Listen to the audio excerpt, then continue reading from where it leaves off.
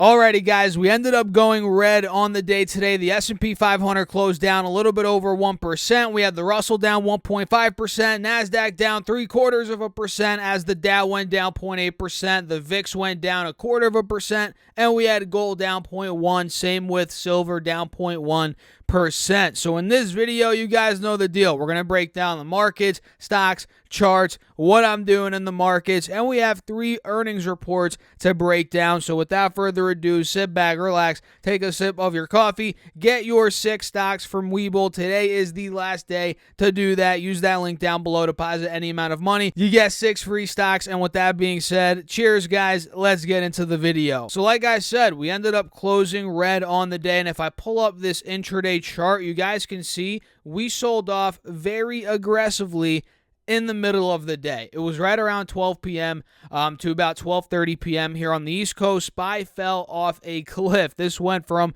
$415 a share all the way down to $410 in the span of an hour and a half, 2 hours. In other words, it dropped 1.2%, erasing all of the gains from earlier in the day and some. And if you take a look here at Triple Q, this ended up going from around 311.50 down to 306.75. It lost 1.5%. And by the looks of it, going to this 10-day chart, you guys can see it's the same thing on Triple Q and SPY. We are still trading in this downwards channel. In fact, today we ended up getting rejected by the top, the resistance of the downwards channel, which is not good at all. You guys can see it here on the 10-day on Triple Q, and you can see it on SPY as well. And by it not being good at all, I'm saying it's not good at all for the bulls. If you are short the market, maybe you played puts today, you did well today, but the bulls did not do well today, obviously. Well, I mean, if you own Baba and a little bit of DraftKings like I do,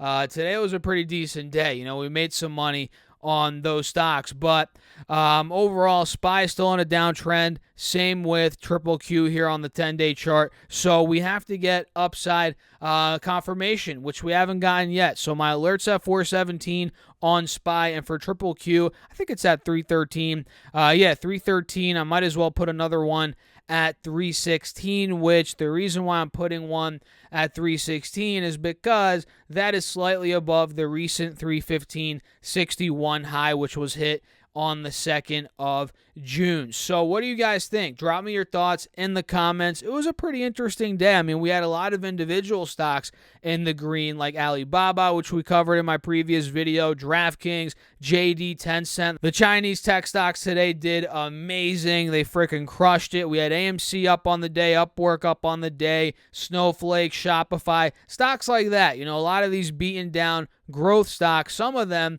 did well today. Tesla as well, up 1.2%, CRM, Airbnb. So just because, even Google broke even as the NASDAQ went down. What did it go down? 0.8%. So pretty solid day for certain stocks, but overall the indexes here in the U.S., they didn't do well today. So again, let me know your thoughts in the comments, and make sure to smash that like button and subscribe. I really appreciate you guys. As always, that really helps me out in the YouTube algorithm, and without you guys and without you smashing that like button to support the algorithm, this channel here would not exist. So with that being said, let's dive into some earnings reports, stocks, and let's break down what I'm thinking here. So the first one I want to talk about, which, holy crap, these earnings were awful. Freaking horrible. 5 below, guys. Ticker symbol FIVE. This stock went up. It actually went up on the day, funny enough, about 1%. But after the bell now, it is down $10 or about 7%. So it's getting destroyed on EPS of 59 cents. So they reported 59 cents versus 58 cents estimated. Revenue came in at $639.6 million versus $652.74. So it's like, okay, they slightly beat EPS, not bad. Revenue missed by about $13 million. Not the end of the world, but where they completely missed the ball, in my opinion, and you guys will probably agree with me here, it's guidance. They see Q2 EPS of 74 cents to 86 cents versus $1.20 estimated. So the EPS is way under the estimate. We're talking 40% under, 50%. I mean, that's a big miss. And revenue missed by a long shot as well. Five Below is expecting 675 to 695 million, while the analysts are expecting 729.47 million estimated. So it's not looking good, guys, for the next couple of quarters here when it comes to Five Below, and that's kind of a trend we're noticing. Have we not been noticing that across the board with a lot of companies? They're not looking good. The guidance for a lot of companies is not looking strong these next couple of quarters, the next 1, 2, 3 quarters. We'll see what happens in a year from now. Maybe things are better, but right now it's just not looking good for Five Below. The stock is getting destroyed. Well, I don't want to say it's completely getting destroyed, but it is down 7%. Now it's back under the 50 SMA. It's well under the 180 SMA, and by the looks of it, this might go down and test the lows from a couple of days ago. It's definitely possible. So Five Below, not good at all. I'd be monitoring this over the next couple of days, and who knows, if this gets hit very aggressively, it might end up being an opportunity. We'll see. We have to analyze it and dive a little bit deeper into it, and we'll make that decision. We shall see. So the next one here is CPB, which I had a feeling they were going to be just fine with this report, and I ended up being right. The stock went up 1.5% on the day. They did adjusted EPS of 70 cents versus 61 cents, so they beat estimates. Revenue also beat, $2.13 billion versus $2.05 billion estimated, and they raised full year sales outlook just a little bit. Nothing crazy. I think it was by 0.5 percentage point, 1.5 percentage points, something like that. So they double beat, raised full year sales outlook. They're breaking out now again, 1.5% green day. We're above the moving averages. We held a higher low. What else could you ask for? I mean, this looks like, in my opinion at least, it wants to go 50 plus, no doubt about it, which you guys can see just about a month ago, early May, it was almost at $52. So I think Campbell's Soup here, it might be a boring company, but at the end of the day, they're doing pretty well right now. I think this stock could continue trucking along, no doubt in my mind. And the fact that we took out the highs from the end of May, right around $48, we did that earlier today as the stock did shoot up to $49. That is a very good sign for CPB. So in the meantime, I'm going to set my alert because we did close under 48. We closed at 47.30. I'm going to set my alert at $48, and we'll see what it does from there. Let's see. What else do we have here? We have Thor Industries. Oh, yeah, THO. Let's see what's going on here. This is a company that I was looking forward to seeing the earnings. They came out, I believe, this morning. So they did EPS of $6.32 versus $4.72. So they completely destroyed EPS, and revenue came in at $4.66 billion versus $4.18 billion. So double beat for Thor Industries, and North American demand remains strong as enthusiasm for the RV lifestyle continues to grow. And now that I think about it, isn't that a big trend these days? I mean, it really is. Think about it. Backpack life, van life, the bus life, whatever. I think when I talked about Thor last time, I kind of missed this point, and I want to make this point right now. That is a big thing millennials are doing. Me personally, I don't want to do that. I like having a home base. I don't like traveling all the time too much. Sure, I love going on vacations, but I like staying in one place. But the reality is, a lot of millennials, they want to go buy an RV. Even older people in retirement, whatever, they want to buy an RV. They want to go out and about. They want to live their life on the go, and they want to live this cheaper, lean lifestyle. And it makes sense. Me personally, again, I don't necessarily want to do that, but that's kind of what we're seeing as North American demand remains strong. And think about it. People were locked down over 2020, 2021 for some part of 2021. And people were probably like, oh, let's go get an RV. Maybe we could, road trip across the country. We're working from home now. Maybe we could just buy an RV, sell the house, and work from home in the RV and still travel at the same time.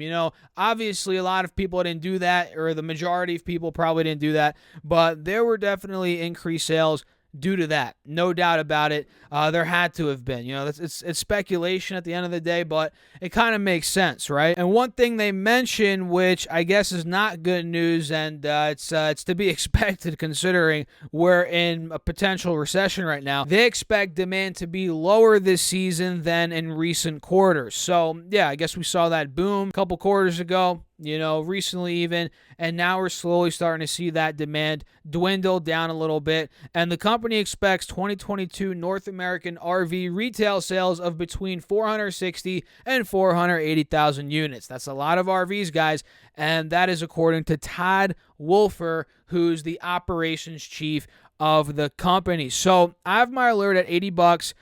This might be a fundamental play. Who knows? I have to go look at the numbers. I haven't done that in a while here, but Thor Industries, they reported pretty decent numbers. Demand's coming down, so the stock might continue moving in the downwards direction. This could end up being an opportunity as a longer-term play, potentially. I'm going to dive into it a little bit more. And as a trade on the flip side, it's not looking good. Unless you want to short it, hey, maybe at that point you might have a shot. But it's in a downtrend under the moving averages. It does not look good until it reverses above 80, 85 bucks, preferably even higher than that. So the next stock here is Facebook, also known as Meta Platforms. I believe they're changing their ticker very soon here. This stock did pretty well today, and last I checked, it was slightly above 200. Now it's at 196, but this morning it was at almost 202 bucks a share, which is very important because look at this. On the 4-hour chart, Facebook is now above